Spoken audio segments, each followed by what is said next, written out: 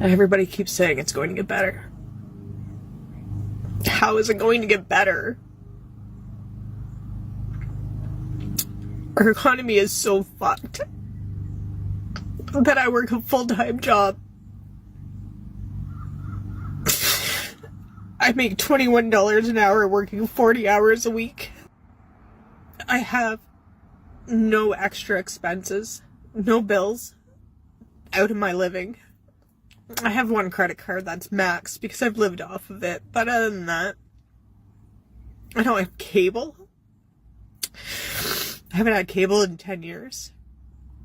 We have cell phones, but, you know, that's required to live on. But other than that, nothing extra. On paper, my bills are $2,701. My income is $2,710. Do the math. $9 a month before I pay for food, gas, car repairs, any entertainment. There's no money for that. And my car is dying. It's paid for, so I don't have car payments now that I'm going to replace. And I don't know how to do that on $9 a month. $9 to feed myself, $9 to buy a car, $9 for insurance. Yeah.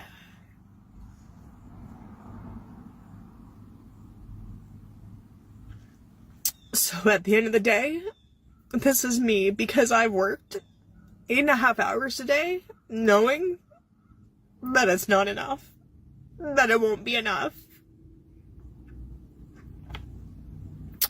Fuck you, Ontario.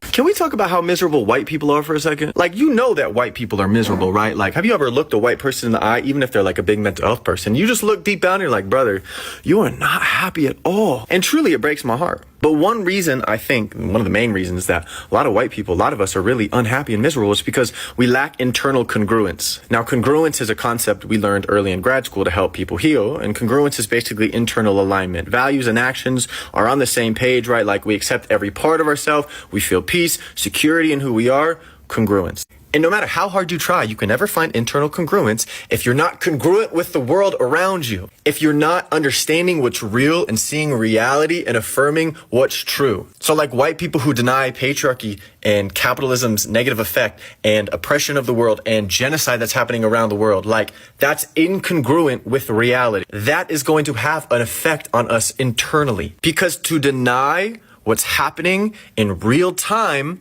we have to deny certain parts of us, certain emotions, certain thoughts that come up. And the more we run for that, the more incongruent and separate we feel, the more dissonance that comes, the more miserable we are. And a lot of times we're not actually dealing with our own pain and our own reality because we're all suffering under capitalism and white supremacy. Like, it affects us different ways in intersectionality, but like it affects us white people too. You don't think a stormtrooper in the fucking Star Wars movies hates his life? You don't think he hates being bossed around all the time? You don't think poor white people living in the empire, like in the city walls, like in a Game of Thrones, like you don't think that they're miserable under it, even though they're not miserable the most? To be congruent inside, to not be miserable anymore, it takes accepting the realities of the world, seeing how those toxic systems affect us, and then moving to actually be congruent. Because deep down, humanity has goodness at its center.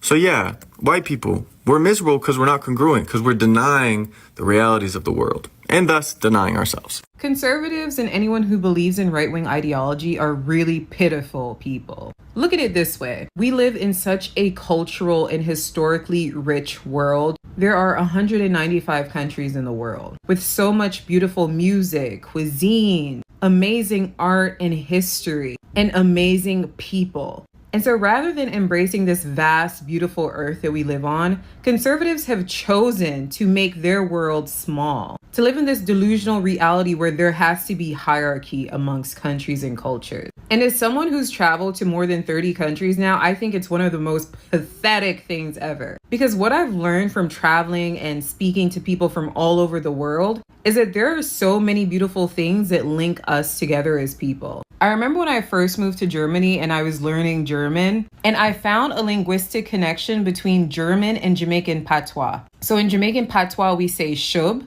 which means push. And I remember one day in my German class, we learned the word for push, which is schubst.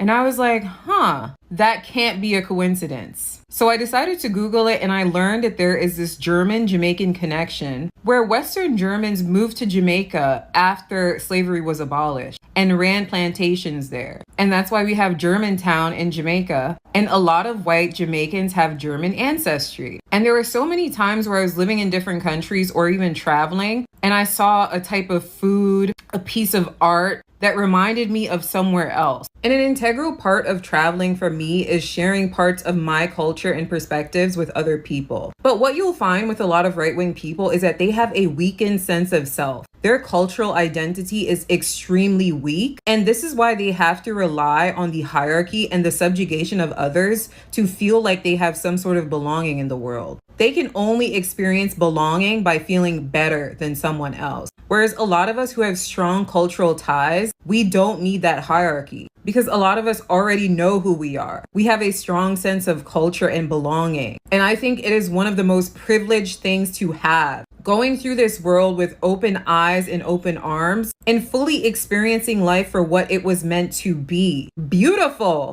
Not this miserable existence being plagued by hatred, but it's really hatred for themselves that they love to project onto other people. Just finished a morning run, sweating bullets, but I have to say this while I'm thinking about it. Almost every week, I see someone ask the question, why are white men so angry? And while I cannot begin to expound on the many reasons why that might be, what I can say is this: I view all social problems through a lens of societal systems, because as a sociologist, that's what I'm trained to do. And here is the design flaw in systems of privilege. When you build systems of hierarchy and privilege, when you build systems of hierarchy and privilege, the privilege is actually what weakens you. The privilege makes you weak because when you socialize an entire group of people to believe that I exist, therefore I deserve. I exist, therefore I am entitled. I exist, therefore the path of prosperity should be laid out very cleanly ahead of me, and I don't have to work hard, and I don't have to struggle, and I don't have to dig deep. I just have to receive. Meanwhile, you are socializing all other groups to survive with less resources, with less privilege. And so as a byproduct of their survival, they are becoming adaptable, resilient, creative, resourceful. They are developing the muscle for survival that they subsequently turn into systems for success and prosperity. Meanwhile, the privileged group is not developing these systems. And when they start to see the disenfranchised group becoming stronger, gaining opportunities, building systems of success, rather than say, hey, maybe we ought to be doing that too, no. Privilege doubles down. Privilege digs deep into the well of anger and grievance and says, you are the reason why I can't be successful. You are taking opportunities away from me and my children and generations. And so now, rather than develop the muscle of resilience, what I'm going to do now is start taking privileges away from you. And now I'm going to start taking your resources. And now I'm going to start burning your house down in hopes that you will get back to where I think you ought to be, which is underneath me. Not realizing that the more you do that, the more privileges you take away, the more systems of success you try to dismantle, you are only making them more creative, more adaptable, more resilient, and more resourceful. So it becomes this Ouroboros, this snake eating its own tail, because the very system that you designed to uplift yourself is actually the one that is putting you far behind, because you never develop the muscle, the work ethic, the resilience, the innovation, and the creativity as the disenfranchised group. So it's being said that young white men have been radicalized because they've been disenfranchised. And there's some truth to that. But I believe that their disenfranchisement has been the result of the unfulfilled promises of privilege. Like, their complaint is that, I'm 27, I'm 30 years old, and I have no financial, economic, or romantic prospects. And newsflash, that's literally what people of color and marginalized groups have been complaining about for decades, for generations, about their lack of prospects in this country.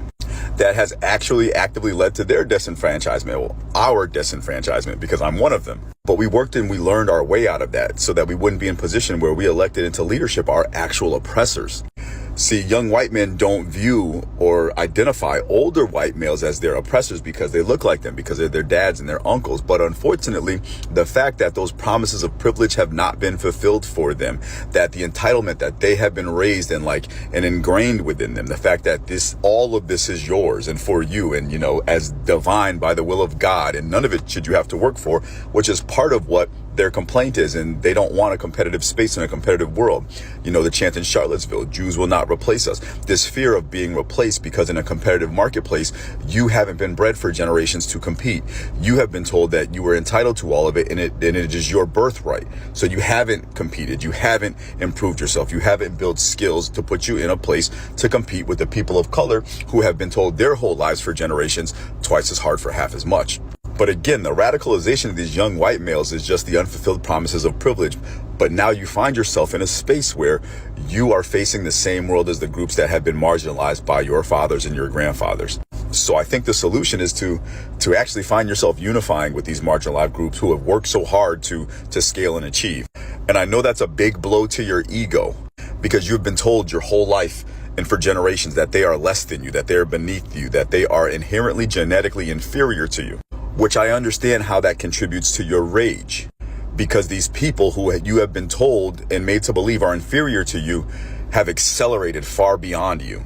But that's not their fault, because they were never told that they deserved all of it by birth. It's the fault of your fathers and your grandfathers who withheld this from you.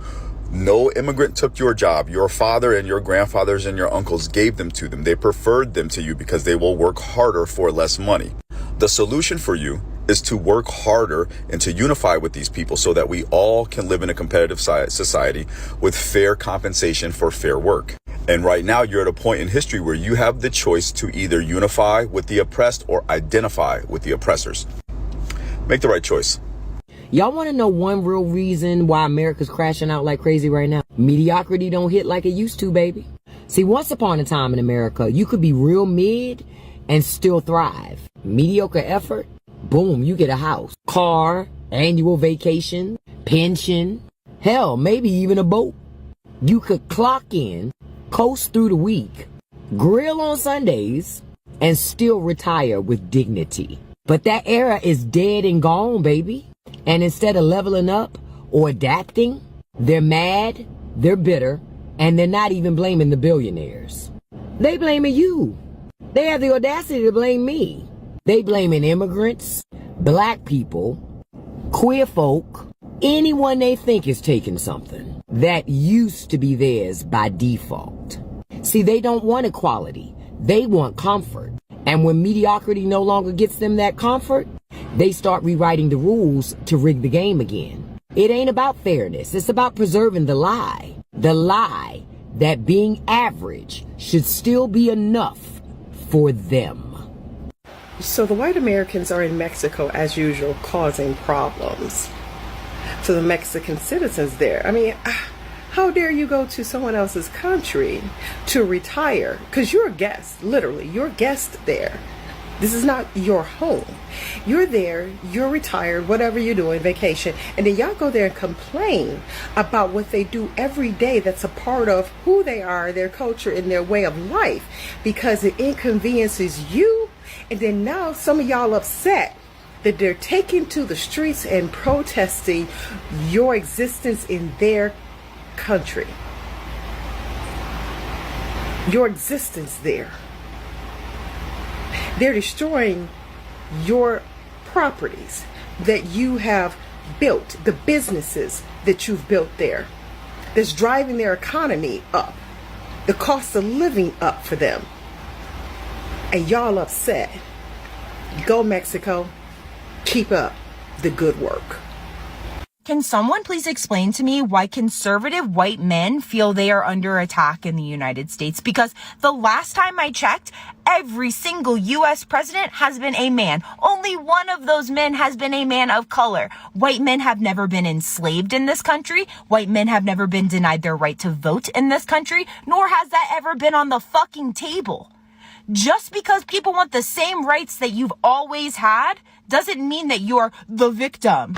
Oh, you want to know how poor white Americans are treated underneath the post about white privilege. All right, let's get into it. Poor white folks are screwed by the system too, no doubt. Poor white Americans face poverty, unemployment, crappy health care, and a failing education system. It's tough, it's brutal, and it's wrong. But guess what? You're not also dealing with systemic racism on top of all of that. White privilege doesn't mean you're living in luxury. It means that you don't have the added weight of racial discrimination. You don't have to worry about being shot by the police at a disproportionate rate for looking too suspicious. You're not getting followed around stores just because of your skin color. You're not getting your job applications thrown out because they sound too ethnic. That's the privilege right there. It's the shit you don't have to think about every damn day. Imagine being poor and then on top of that, facing a world that is rigged to suspect, ignore, and punish you based just on the color of your skin. That is what people of color have to deal with. The system is screwing everyone, but it's got an extra special screw job for people of color. So, poor white Americans are treated like crap, absolutely. But they're not getting the double whammy of poverty plus racial discrimination. That's what white privilege is. It's not a get out of jail free card. It's the absence of a second set of chains. Open your eyes and see the whole picture. The system is broken for everyone, but for some, it's downright brutal. Yeah, and I am not surprised. I think this directly speaks to the massive disconnect from humanity that comes along with being a white-bodied individual. And like I was talking about in the video, I think, it's very telling when white people are like, why isn't anybody doing anything? And all the communities outside of whiteness are like, what the fuck do you mean? Why aren't you doing anything as a white person? And then the response is, I don't know what to do. There's nothing I can do. We are not, as a white collective, built for this shit. We as a collective do not have the survival skills, the community, the regulation skills, the mental health, the conflict resolution skill. We don't have any of that. And so this is what, again, pushes us further back into our own individualism. And the thing, I talked about this at a different platform yesterday, but our individualism not only will kill us, but it is in fact killing everyone else right now, because our collective individualism has pushed us into complacency. And the wild thing is, I know that response that you gave is not only the truth, but white people would hear that and take offense to it. Right? And then simultaneously want to say, hey, I got a fucking blue bracelet, or I'm safe. But then the response is, oh, nobody cares. Nobody likes me. Why would you say that? Like, we're just in a constant state of panic and meltdown. And I think, for allies, accomplices, again, whatever fucking buzzword it is this week, the rubber is meeting the road. And I think so many white people are saying that they gave themselves that label that actually didn't mean shit.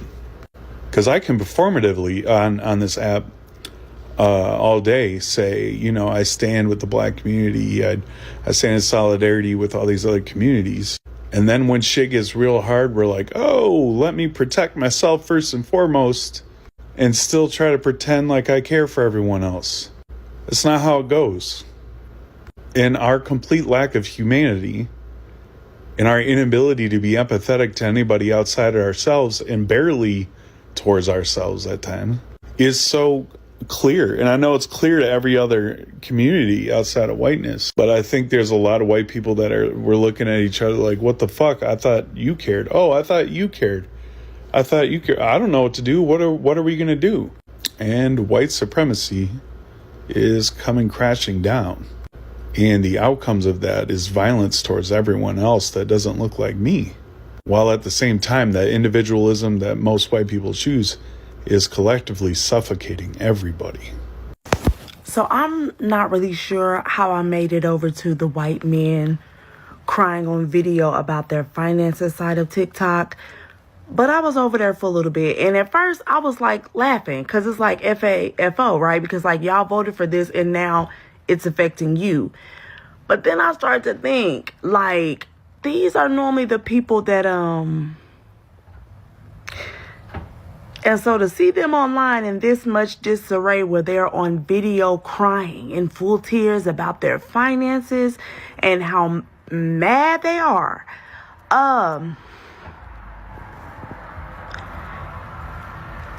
y'all be safe out here.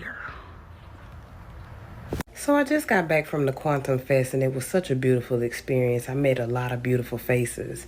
And the main takeaway, we had a conversation about returning to the source of creation.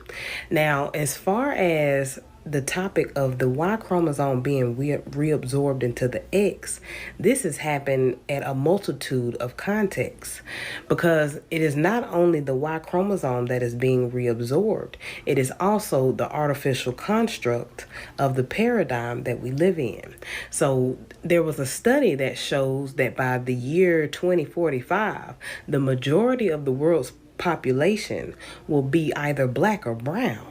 So not only is the male as we know it being reabsorbed, but the same thing is happening with the albion or Caucasoid. So when it comes to the topic of returning to the source of creation is the primordial cosmic womb, which is dark matter, which is melanin. So that melanin, that darkness that condensed into physical space is the alpha and omega when the shift takes place. So all things that derive from that cosmic great mother, that melanin, is going to go back to the source and become one with her internally. So it's not about the male or white people ceasing to exist. It's that they will eventually reincarnate into the dark matter on a higher dimension. Because the only reason that the two exist is due to the densification of the spirit on the third dimension. The only reason that these mutations exist is due to the disconnection from the womb. So due to that disconnection, antimatter was birthed in order to awaken the divine feminine. That divine feminine, which is the great mother, is chaotic. So she is now on a mission to devour anything that reflects her dishonor. So regardless of whether or not you see yourself as one, anything that is not her will be eradicated by the time it's all said and done.